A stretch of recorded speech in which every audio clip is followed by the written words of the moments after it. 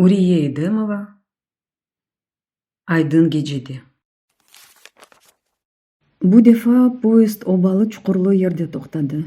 Жевайыр бир шейге бакмай жерге тушты, картбабасы олган вагон бетке чапты. Бул вакытта Асан карт эки огланин барабер келмекте эди. Торуну чапып барып ону кучаклады. Сак селеметсизби карбабачыгым, деди. Колтугуна кирип огланларга тешеккүр айтып, оз вагонларына догру юрду. Адамларнын айтканына көрө поезд мында бир кач саат турачак. Вакытны бош кечирмек болмай, эркес оз вазифесине эда этмек керек. Энвер одун жыймай чапты. Жевайырге суу тапмак керек. Лекин о якын жерде көрүнмөй. Элинде чанагы чапып кете атканда оңа бир кадын жылтырабык сары тенеке куту туттурду. Өзүндө эки дане эди, бирини оңа берди. Элва кутусу. Эки тарафындан тешилип, телден сап ясалган копка киби. Ой аш кадын энекиси баягы жерге же суу кыдырып кеткен балаларынын пешинден чаптылар, yoruldular. Адымлары сейреклешип башлады. Бир аз да кеткен соңра юксекликте тек Жевайырнын жаш кадын экиси калды. Огланлар көздөн гайып болуп кеттилер. Аз ачык да кетер кетмес каршыларында ер түбүндөн чыккан киби уч жаш аскер пайда болду. Эң мазалысы, жаш кадыннын элинден копканы илиндирип алды, оңа бир шейлер айтты. Кадын чевирилип Жевайырге бакмак истеди, лекин жигиттин кен омузлары буга имкан бермеди. Онун эле ян аша кете аткан экинчи жигит Жевайырнын үстүнө атылды. Олар юксекликнен ашагы тыгырып кеттилер. Жевайыр онун элинден сыптырылды. Куртаарыңыз деп ажы кычырды. Раст келген тарапка чапты, лекин чок кетип жетиштире алмады. Арттан жетишип келген аскер кызны кене якалады. Ол кызны көпек агызына түшкен мышык баласы киби тоз топуракка булгалаганда, янында кимниндир "Бирок кызны" деп кычырган гур эмиранесиясы яңгырады. Авына ачкөзлүкнен панжа урган аскер бу сеске кулак асмады, эп кызынын этеклерин тарткычылады, йыртты. Патлаган пыштавсеси оны тез өзүнө кетирди. Жевайырны кенарга уйтеп жиберди. Яткан жеринден пыштавынын сайбине тишлерин сыкып бакты. Onun каршысында майор рутбесинде арбий киши турмакта. Аяклары элleri титреген, сачлары чубалган, антеринин этеклери парча кесек Жевайыр чапып барып офицеринин билегине япышты. Мени бу айдытларнын элинден куртарыңыз агачыгым деп ялварды. Офицер аскерлерге ачуулуу чырайынан бакты. Аңсызлар, деди, оларнын жанабарлыгына нефретленген алда. Соңра Жевайырге чевирди. Сен мында кайдан келдин? Кыздын коркулуу дүлбер көзлөрүнө диккатнен бакты. Эшелонумуз анавы байырларынын артында. Мында суу кыдырып келдик, деди кыз. Тили агызы ичинде зорунен айланмакта эди. Элинен деме озу келген жакка ишарет этти. Борозунму? Жок, аякдашымдын буларынын бири кайдадыр алып кетти. Офицер этрафка бакты, кимсе көрүнмөй. Тишлерин сыкты, пыштавыны төпеге тиклеп атты, кызга чевирилди. Сен сургун, элбет, кырым татар кахпеси, саткын, деди аскер, тукурду. Бизлер ватанны корчалаганда о немсе фашистлерден чарпынып жүрген. О вакытта ким сени жардымга чагырмагандыр? Сиз исе майор Аркадаш, онун ким болгонун билмей, бизни нафиле акаретледиңиз. Яваштан жеринден турду. Гимнастерканын этегинден тутуп ашагы чекти. Кушагыны түзетти. Кыргый бакышлы көзлөрүнөн Жевайырны башындан аягына же сузуп чыкты. Ону өзүңүз элден кечирген соңра бизге берсеңизди, ыраазымыз, деди. Майордун дүлбер чересинде насылдыра жыныклы көрүнүш пайда болду, соңра бирден кайтилешти. Сизлер ким болгонуңузду унуткансыңыз. Мага ошондо сизге ону катырлатмак керек болажак, галиба, деди. Пыштавыны өзүндөн азачы кабылакта турган аскердин маңлайына догрутtu. Аскер шашмалады, не япмасыны билмей жерге ятты. Панжаларыны топуракка батырды. Офицернин чересинде шубеленуу аламети дуйса керек, бирден юрекленди. Сиз келмеген болсоңуз биз ону йыртар эдик, деди. Кызга бакып тишлерин гыжырдатты. Олар бизлерни, совет аскерлерини фашистлерге саттылар. Партизанларны оларга туттурдулар. Офицер бирден "Сус көпек" деп кычырды. Соңра Жевайырге чевирилди. Сен суу деп отурма, тез артына кайт. Бу караманларнын мен өзүм лафетерим, деди ачуулуу сеснен. Жевайыр чапты, эмди сагына солуна бакты. Берабер келген кадынны кыдырды. Лекин о бир жерде көрүнмөдү. О езитлерден баягы узаклашкан соң токтады. Кене этрafını көзден кечирди. Кимсе көрүнмөй. О кадын ве аскер гуя кумлар ичине сыңып кеткенлер. Бир кач кере кадынын адыны билмегени үчүн «Мында ким бар?» деп кычырды. Ләкин оңа жавап берген адам болмады. О аглай эп вагонлар бетке чапты.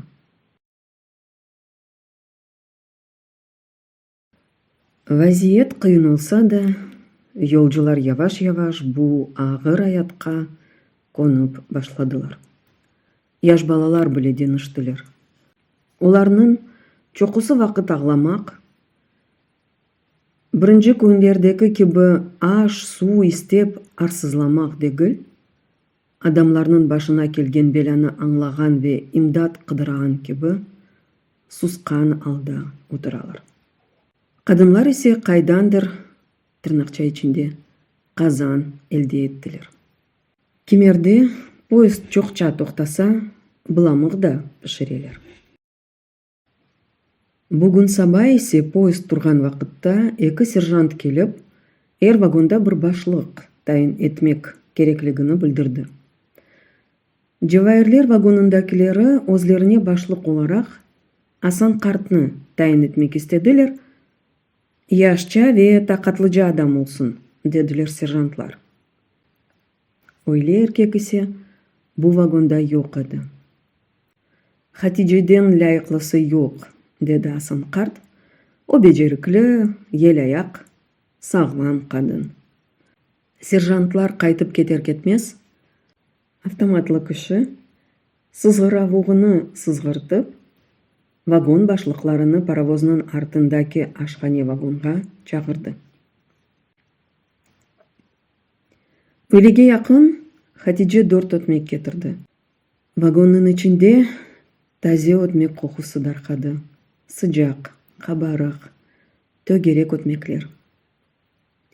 Ач адамлар оларга таажипленип, сукуланып, сабырсыздык менен бактылар. Хатиже өз вазифесинин не кадар агыр олганын өтмек алмак үчүн 2 сааттен зияде невбетте тургандай дегилди. Шымды. Эвеле адамларга соңра өтмеклерге бакканда аңлады. 4 өтмекни бир вагон адамга бөлүп бермек керек. О адамларнын ичинде вазиетни аңлаган сабырлы канаатлилер де, жарислер де, уфачык бир шей үчүн кавга кыямет копарачаклар да бар. Аслында иш бунда да дегил.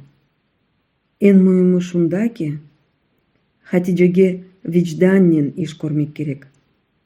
Азачык яңлышка жол берсе, сонундан онун азабы жүрегini кемирежек. Тыштан шаматалы чок шейге кулак асмаган кадын болуп көрүнсө де, ичтен назик. Хатиже бир аз тушунду, соңра бирден катырыне келген фикирден кубанды. Өтмеклерини адамларга бөлүштүрмек ишине оңа жардым этмек үчүн вагонда эң урметтүү адам Асан картка муражаат этти. Асан эмже, бу ишни сизден берабер япмасак болмайжак, деди ялварыр кеби. Элбет бойле рижаны кабыл этмемек мүмкүн дегил. Вагондун ортасындаки адамлар эки тарафка жылышты, сыклаштылар. Адамларны, кучукну буюкну, эркесни бир да сайып чыктылар. Ортага бияз чаршав төшөлдү.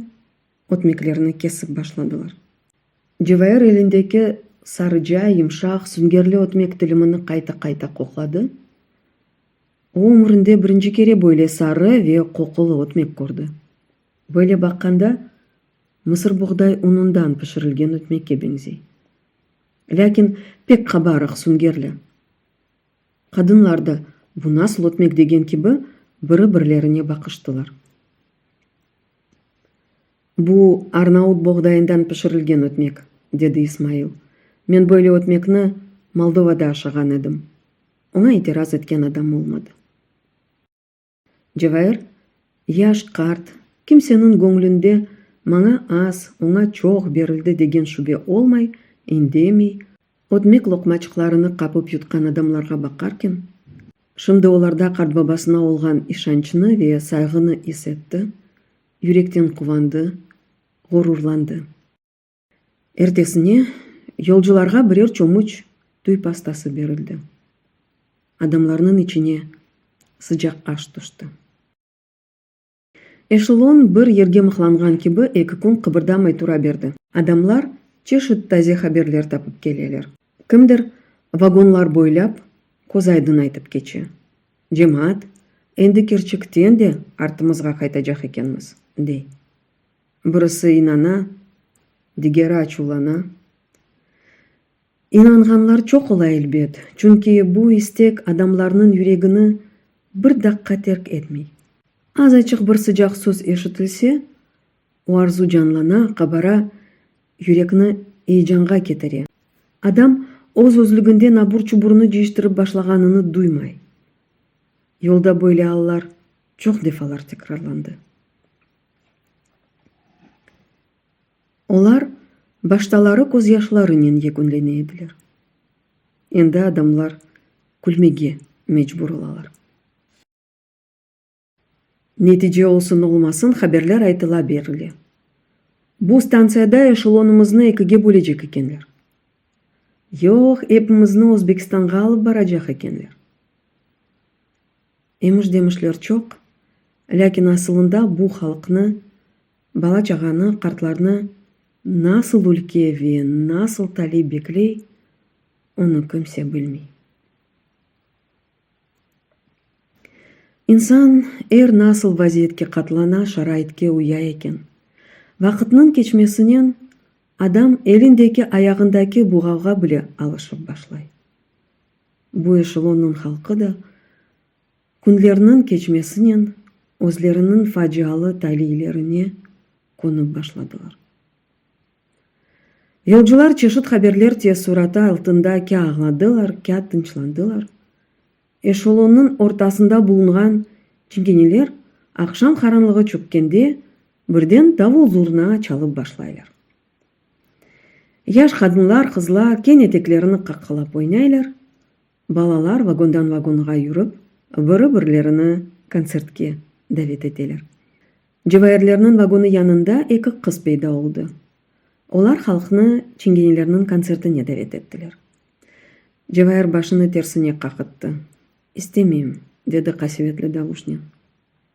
Kız yüreğini telşiregen su vakasından sonra oz vagonlarından bir yakka çıkmadı. Endi çalı çırpı cıymağa da acet yok. Alimenin yolga algan unu bitti. Bir daha berilgen Arnavut ötmeginden ve tüy pastasından alamet yok. Kun yolcularga birer çomuç sasıgan balık pişirilgen şurba suvu berildi. Onun içinde bazan balık kuyruğu, başı, kanatları korunup ala. Dersin o Arnavut ötmegini ve tüy pastasını dünyada böyle aşlar da var, lakin olar sizin için değil, sizlerge böyle aşlar layık degen gibi sasık balık suvunu ketire berelер. Yuqusirab oturgan Hasan kart gözlerini açtı, yavaştan yerinden turdu. Aydı kızım, biz de varıp bakayık. Olarının oyunları ateşli olalar, dedi. Eline tayağını aldı. Cevahir koz kıyasından, siz ne deysiniz degen gibi anasına baktı. Kart babana vagondan düşmege yardım et balam, dedi Alime, ozu yuqlay atkan serverinin üstünü muqaytlıqnen uruttu. Cevahirler barganda çingenelerinin oyunu tamam tavındaydı. Ortada balaban ateş yanmakta. Onu adamlar halkaga alganlar. Keng etekli, yaş, fışkın gibi nazik, yüksek boylu kızçıqның kokusu tosat-tosat çalkalangan su gibi titrey. Mıyıkları endi çıkıp başlagan kırmızı kölmekli oğlan kızının etrafında birinci kere avga çıkan kırgıyçık gibi çevirilmekte. Bazan o zavını alıp kaçmağa niyetlengen gibi kızının üstüne atıla, kız ise gayet çabuk suratnen kenarga kaça. Oğlanға yakın barmamağa tırışa. Oyun bitti. Oğlan bir den tizleri üstüne çöktü. Jaloz kalpakны аңдырған siyah gür saçlı başını egiltti. Kızının eteginden tutup dudaklarına yakınlaştırdı. Temaşacılar el çırptılar, yaş ösmürler sızgırdılar. Ortaga birkaç kızçıklar daha çıktılar. Olar hem yırladı hem de oynadılar. Жабайыр карт бабасынын янында оларга бакып турганда омузуна кимдир эли тушту. Абдырап, бирден артына чеврилди. Каршысында yüksek бойлуу йигит турмакта эди. Череси жиддий, буруну камбуржа, дудаклары инже. Буюк чеберлик нентираш олунган мыйыгы ягыланган киби йылтырай. Сырлы көзлөрү күлүмсүрөп бакмакталар. Үстүндө ачык мавы камзол. Жабайырлер келмезден эвел чок ойнаганга беңзей. Камзолунун көкүрөгү, омузларынын усту сымсылак. Мына булардан соң экибиз ойнайык да, деди о, теклиф тарзында дегил, катиетле, озу кызга бакып йылмайды. Онун череси алланды. Тишлери инжи киби бембейаз. Жабайыр онун yüzсүзлүгүнө ачууланды. Мен ойнамага билмейм, деди. Элиңни ал деген манада омузуну силкитти. Огландын чырайы бирден сыярды. Көзлөрү ачуунен бактылар, лякин онда хыянеттик сезилмеди. Кызларынын оюнуну сейретип турган Асан карт йигитке чебирилди. Хайрола, деди жиддий сеснен. Оглан картка маңлай түбүндөн бакты. Бир şey болмады. Мен бу дүлбернен бир оюн ойнамак истедим, лякин о разы болмады. Олганы шу. Не үчүн ойнамага истемей билмейм деген киби омузларыны кысты, эллерини эки тарафка яйды. Чүнки биз ашыкканбыз, оглум. Бизге ушунду кетмек керек, деди Асан карт, соңра жабайырга чебирилди. Айда кызым, кетейик. Биздин анаң беклейдир. Жабайыр огланга кайдан келип чыкып бизни сээрден марум эттин деген манада бакты. Жаш йигиттин кашлары түймөлөндүлөр. Сен картым мында юкусурап отурма. Бар ятагына ят да юкла. Бойле жаш кызларны акшамлары вагонларда анасы дегил, мында жашлар беклейлер. Аңладыңмы деген киби элини картынын омузуна койду. Асан картынын жүрөгү шуулдап кетти. Чырайы агарды, тизлери өз-өзлүгүндөн кесилип кеткен киби болдулар. Каршысындагы йигитке серт-серт бакты, лякин индемеди. Башындан көпекке таланган же чалыны долан деген фикир келип кечти. Жабайырга бакты, кетмеге ынтылды. Йигит бирден жабайырынын элинден тутту, мыскылаган киби картка күлүмсүрөдү. Жибермесем не япажаксыңыз? Дүйнялар сени. Вадиде ниже дели канлылар, кызматабанлар бар эдилер. Лякин оларнын эч бирisi асан эле бойле лаф этмеге жасаретленмедилер. Бу мыйыгы энди чыгып башлаган бала Асанга хоразланмакта. Буга не дерсиң? Жибер кызынын элини, деди кати сеснен. А бу таякны көресиңби? Огланга таягыны көтөрдү. Эки уч өсмүр чапып келип, арсыз йигитни андадыр чеккелип алып кеттилер. Жабайыр карт бабасындан пек утанды. Да якында суу меселесинен баглы омешун вакыя текрарланган киби болду. О вакытта жабайыр усту башы йыртык, бедени тырналган, яры чыплак халында кайтып келгенде, каршысына карт бабасы раст келди. О торунуну кыдырып чыккан эди. Жабайырны көргенде, дайыма бир аз күлүмсүрөгөн киби баккан сыя каяжа көзлөрү бирден кийиклештилер. Таягыны туткан эли калтырамакта эди. Торунунун ичин аглап ажы көз яшлары төккенге яныклады, жүрөгү ярамады. Не япмасыны билмей, аглама кызым. Бу дүйнөнүн адалетсиздигини көз яшынын юуп жок этмек мүмкүн дегил, деди. Асан карт жол бою сускан алда кетти. Вагонлары янына келгенде токтады, сигар якты. Сен ичери кыр, кызым, анан раатсызланмасын. Мен бир аздан барырым, деди, ялпак бейаз таш үстүнө отурду, сигарыны думанлатты. Жабайыр киргенде вагонун ичинде адам аз эди. Кызны перишан ве эзиетленген алда көрген ананын жүрөгү токтап калган ки болду. Балам, саңа не болду, деди, тили курбекленген алда. Жабайыр анасына бакмага жасарет эте алмады. Назарыны четке чебирди. Ана бір тамам шашмалады, қызының янына келді, жесаретсізлікнен еліні оның омызына қойды. Жевайыр балам. Жевайыр артық dayanып оламады, анасына сарылды, için ağladı. Sonra озыны елге алмаға тырышты. Қорқмаңыз аначығым, маңа бір şey olmadı.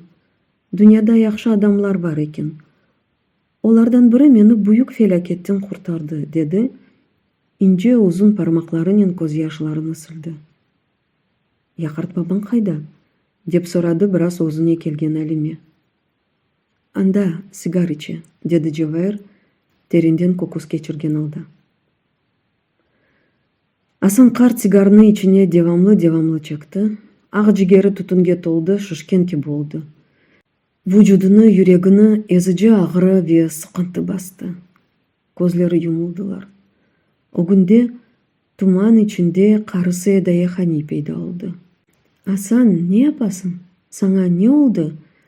Dedi qarıq ve yanıqlı sesмен. Ne olayatqanını sözінен anlatmaq güç Eda'ya. Өзіңіз не yapasınız? Sizlerni қыдырдық, tapıp olmadık. Aslında қайдан қыдырacağımızны da bilmedik. Ey Hasan, Allah padişah şerinden saklasın degenler. Padişahın yüreğinde insaf olmasa, o dünyanın çaresi tapılır mı? Аңлары zehirlengen adamlardan imdat қыдырмақ olur mu? Eda'yı, yançıq Жевайыр torunumuzni haqaretlediler. Lakin men onu qorchalab olamadım. Hasan, sana böyle sözler yaraşmaz. Sen bir vakitlar nasıl insan edin? Ondan son Hasan, bir torunumuzni degil, bütün halkımızını haqaretlediler. Bütün geçmişimizni, bugünimizni, yarınımızını gayip etmekteyler. Elimizden ne gelecek? Eda'yı Hasan kartқа mağzun baktı, art-артына çekilip ketті. Onun yerinde Alim, Jafer peyda oldular. Олардың екісінің де чырайлары сытық, yumruqları sıqılған. Baba, biraz daha sabır etiniz. Tezden evге қайтырмыз, деген кебі бақтылар. Sonra Alim бірден, siz анда балаларға мұқайт olыңыз. Bizler tezden қайтармыз, her şey unutulup keter dedi. Jafer'nin boyu daha da usып, babasına yetken. Tıpkı onun gibi dermanlı olған. Dudaklarını sıkkan, gözleri düşünceli. Қарт баба, çoqı ketті, azı қалды. Bizler tezden қайтырмыз. Hasan қартның yüreği толықты, dudakları қалтырады. Siz gelirsiniz, lakin bizlerni қайдан tapar ekensiniz? Bizler 2 haftadan beri kopçak üstündemiz. Anda ketemiz. Alımız ne olacak? Belli değil. Birisi Uralға ketemiz dey, digeri Sibirге. Yakında Orta Asiyaға keteykenmiz деген sözler de peyda oldu.